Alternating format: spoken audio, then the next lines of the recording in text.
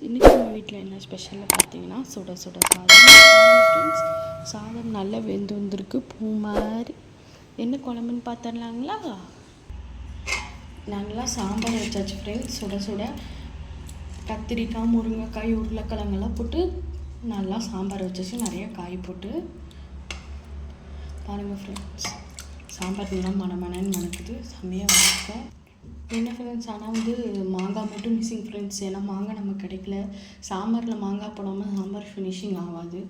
சரி, நம்ம மாங்காய் கிடைக்கல, என்ன பண்ணுறது, சாப்பிட்டு பார்க்க வேண்டியது ஃப்ரெண்ட்ஸ். பிக் சைட் டிஷ் என்னன்னு பார்த்துடலாங்களா ஃப்ரெண்ட்ஸ்?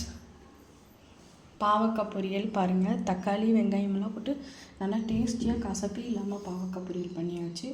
இந்த பாவக்காய் பொரியல் ரெசிபி வேணால் கண்டிப்பாக எங்களுக்கு கமெண்ட் பண்ணுங்கள் ஃப்ரெண்ட்ஸ்.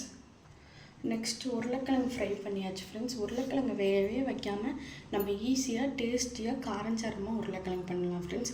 அது எப்படின்னு உங்களுக்கு தெரியுமா? கண்டிப்பாக எனக்கு கமெண்ட் பண்ணுங்கள் ஃப்ரெண்ட்ஸ். உங்களுக்கெல்லாம் இந்த வீடியோ பிடிச்சிருந்தா லைக் பண்ணுங்கள், ஷேர் பண்ணுங்கள், கமெண்ட் பண்ணுங்கள் ஃப்ரெண்ட்ஸ். மறக்காமல் எங்களை சப்ஸ்கிரைப் பண்ணுங்கள் ஃப்ரெண்ட்ஸ். Bye friends.